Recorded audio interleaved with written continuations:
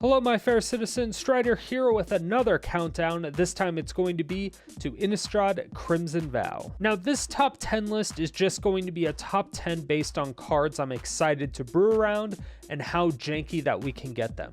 The list is just going to highlight some of the combos or some of the synergies that I have with these cards and what exactly I'm going to be building once I get my hands on the cards. So stay salty and enjoy the jank.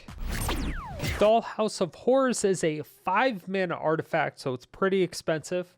Has the ability of one colorless tap, exile a creature card from your graveyard, and create a token that's a copy of the exiled card, except it's a 0/0 construct artifact in addition to its other types, and it has this creature gets +1/+1 for each construct you control. So this can be good and it can also be bad. It's good because you get another enter the battlefield effect. You also get a passive effect depending on what kind of creature it is, but you're also able to beef it up if you have a bunch of constructs, which you kind of can if you're using the Loincloth Karn, which is another one of the 4-mana Karns that you can -2, I believe, and create a construct that does literally the same thing. It makes an artifact token. It gets beefier based on how many artifacts you have. So I think it's all going to tie in together pretty well. I'm just interested to see if it's a bit too expensive, because 5 mana is kind of expensive, and especially when you have to exile creatures from your graveyard all the time. I don't know. It'll be interesting to see how it works out. Yeah.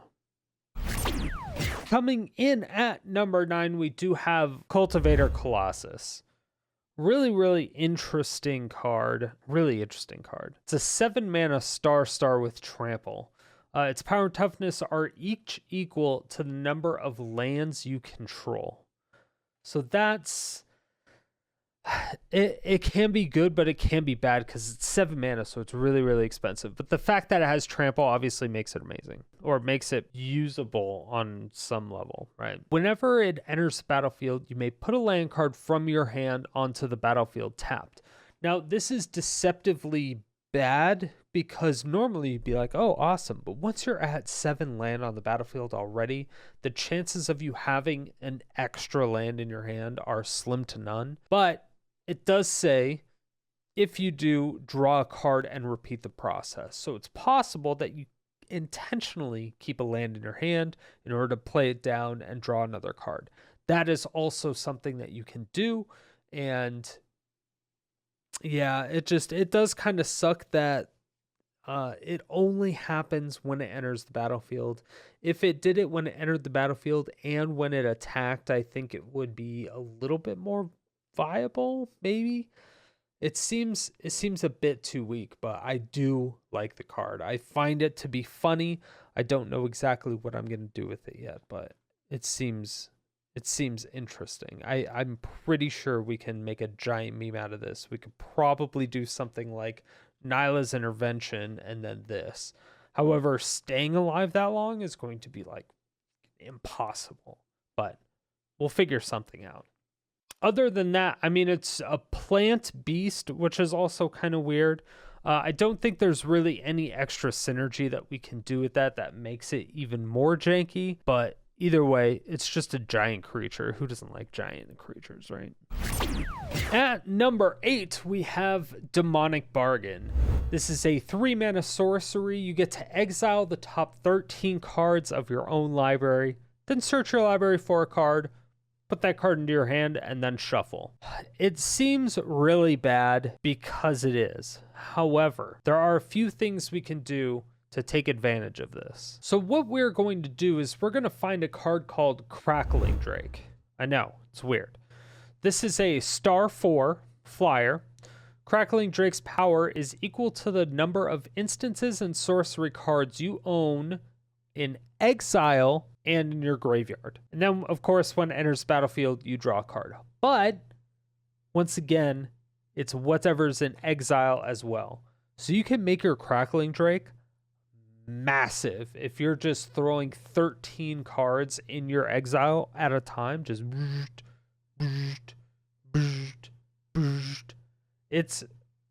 It's going to be really interesting to see if this little combo works. It's going to be almost impossible to get as far as mana goes because it's double blue, double red, and a black if you want to do it on curve. So it's going to be almost impossible to do, but it'll be funny. And regardless, it's going to be interesting to get in the long run. And of course, we do have to pair this with Raking Claws, which is just a 2-mana instant. Target creature gains double strike. I mean, it's funny. It's funny, at least. It's fun. At the very least, it's really funny. I'm also going to be playing that with Eruth, the Tormented Prophet. It's a newer 3-mana 2/4, so I like that. It's a little bit tanky. If you were to draw a card, exile the top 2 cards of your library instead, and you may play those cards this turn. This is actually really, really good because it does keep the cards exiled, which can and cannot be good. It's good for the Crackling Drake. But also, when the Crackling Drake enters the battlefield, you get to draw a card, which, once again, exiles the top 2 cards.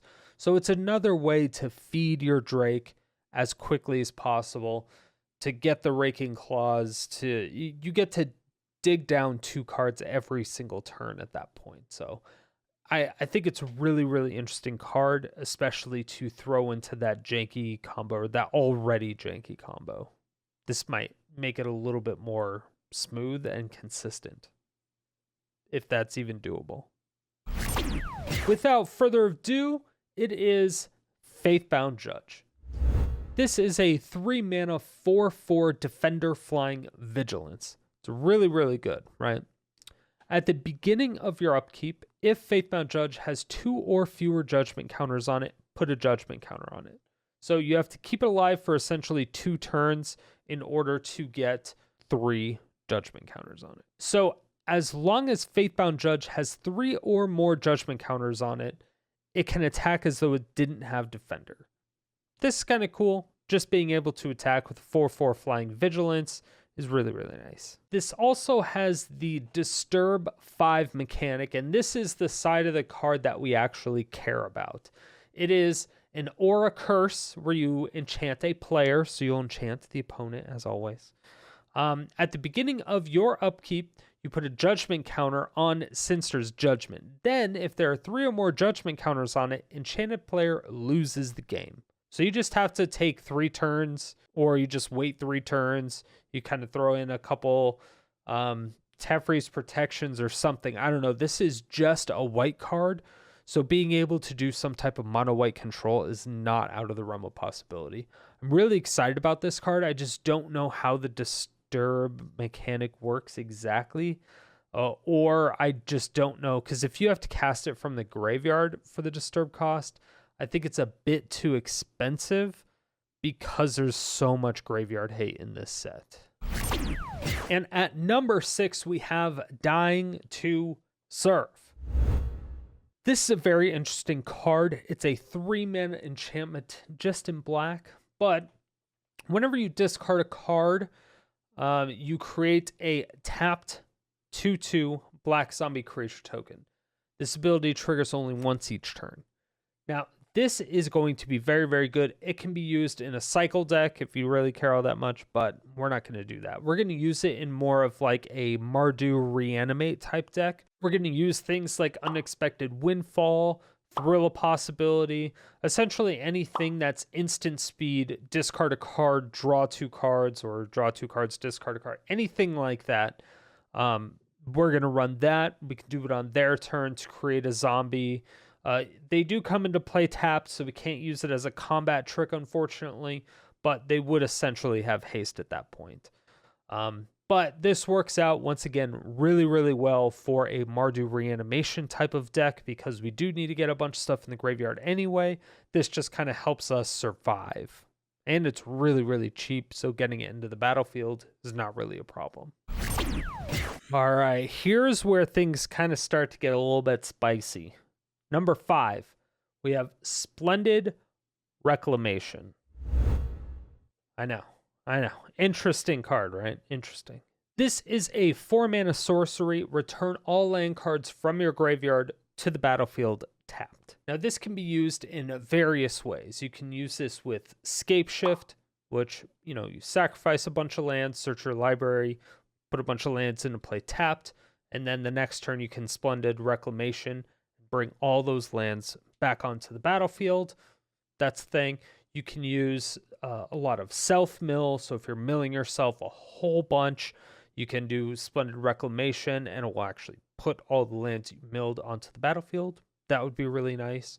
Or what you can do is you could do something else, kind of like, you know, Fall the Thran, blow up all lands, but you float maybe 4 land, and you just kind of, you know, return all lands back to the battlefield, tapped, and then next turn comes around, and you have all of your land. And yeah, so I think this will be really, really good with the 4-mana Vraska, because what you can do is you can +2 the Vraska and sacrifice your Fall of the Thran, so that once you bring all the lands back on your side, opponent cannot, because you already sacrificed your Fall of the Thran to draw a card and gain a life.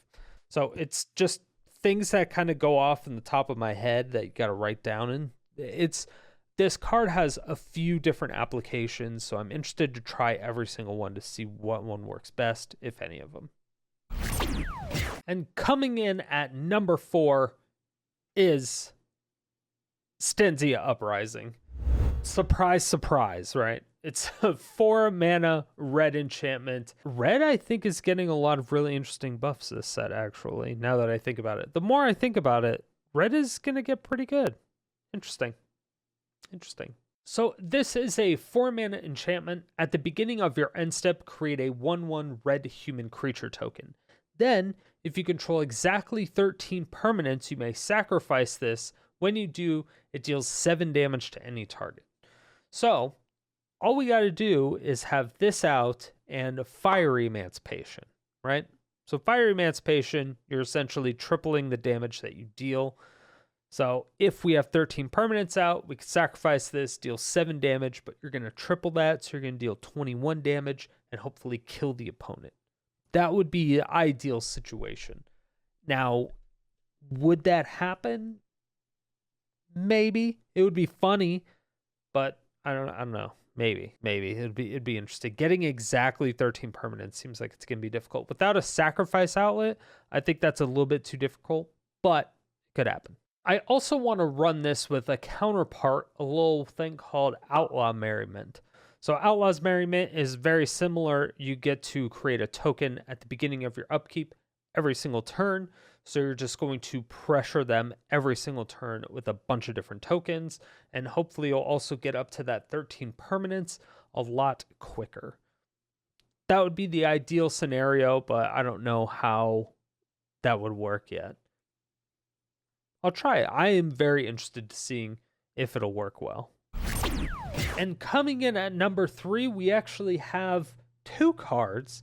It's going to be Chandra Dressed to Kill and Curse of Hospitality. So Chandra Dressed to Kill is a 3-mana Chandra that's actually very, very good. It's a non-aggro 3-mana Chandra, which is something I didn't think that they would ever print. So it's very powerful. So she has a +1 ability of add 1 red, and she deals 1 damage to up to 1 target player or planeswalker.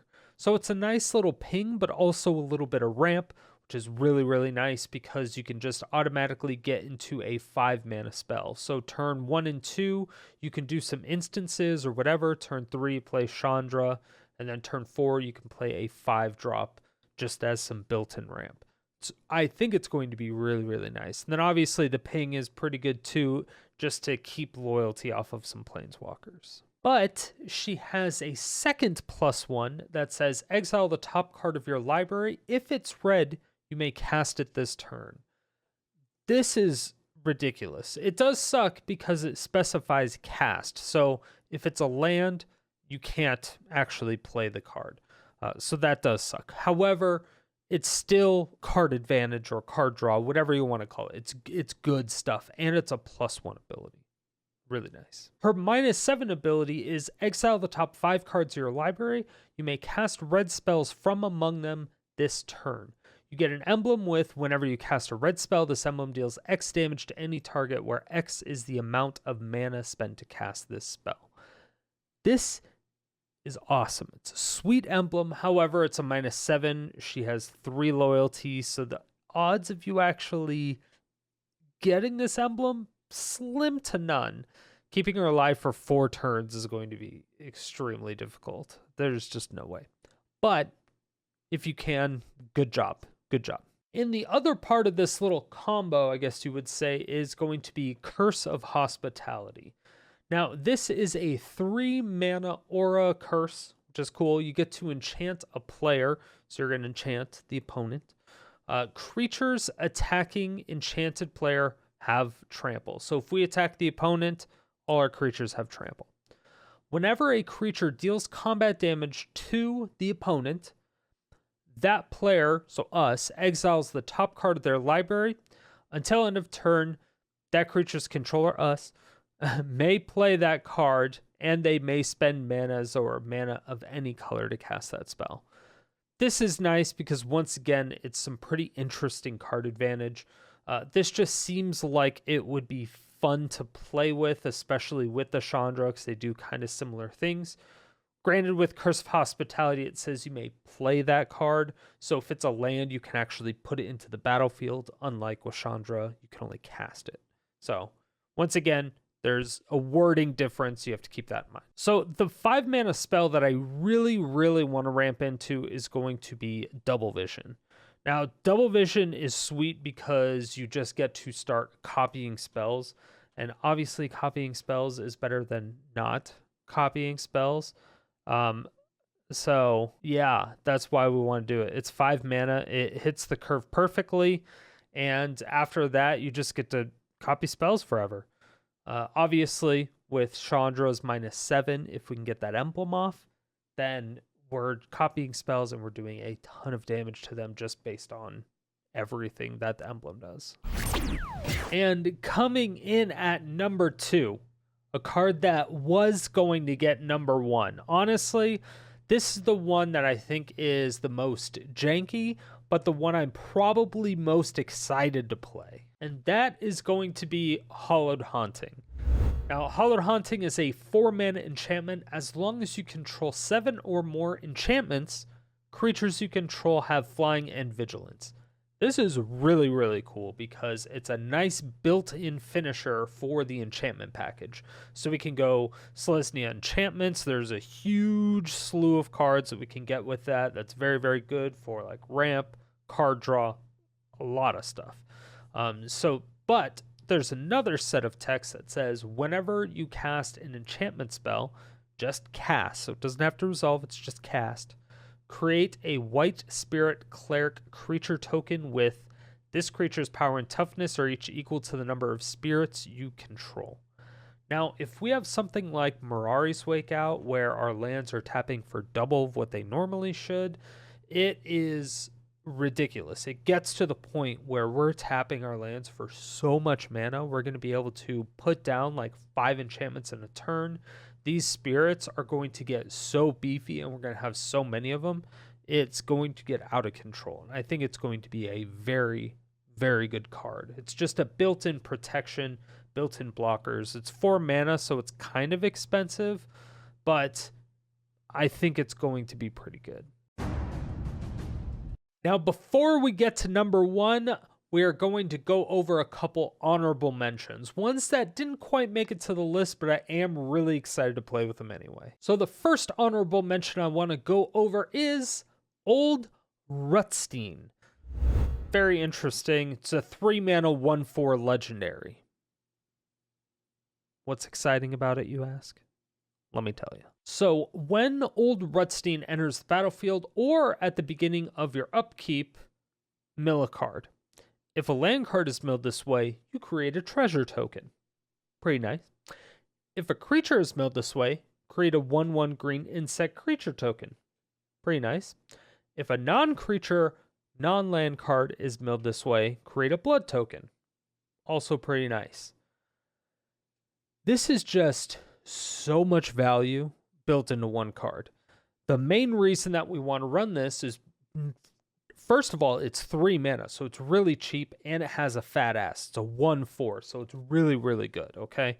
But you're able to feed your graveyard a little bit every single turn, which does help with any type of Abzan Ultimatum. So we're probably going to be using this with Eerie Ultimatum because it's a really, really good blocker. And it's just able to give you constant value every single turn it stays alive. People are going to have to go out of their way to kill this. And I think it is going to be difficult to kill. It's going to be a great creature. I'm actually really excited. I'm surprised I didn't put this on the top 10 now that I think about it. Interesting. And the next honorable mention we have Geralf, Visionary Stitcher. And this is mainly just because I want to see some flying zombies. So this is a 3 mana 1/4. Once again, a 1/4. 1/4s are going to be really, really nice in this format, I think. Zombies you control have flying. It's pretty cool. Don't really see flying zombies very often. You really don't. But it also has the ability of blue tap, sacrifice another non-token creature. Create an XX blue zombie creature token where X is a sacrificed creature's toughness. Now, you can also use this as some really fun meme tech. Now, what I mean by that is you can run it with a card called Charix, which is a 0/17 crab for 4 mana. So you can make a 17/17 on like turn 5. Unless you have ramp, then you can do it on like turn 4. Which is that's a big creature. It's a big creature. It would be funny. It's going to be hard to do, but it would be really, really funny, and I'll probably try to do it. Yeah. And the card that I am most excited about.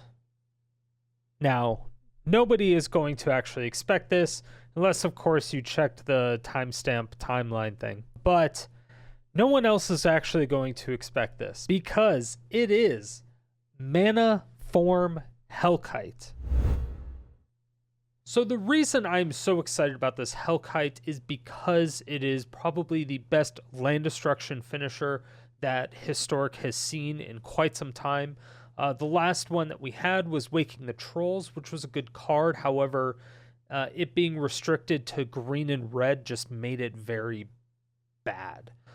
So this particular card, since it's just red, it seems like it's going to be very, very good because you can fit it into a multiple decks. So this is a 4/4 flyer where whenever you cast a non-creature spell, you create an XX red dragon illusion creature token with flying and haste.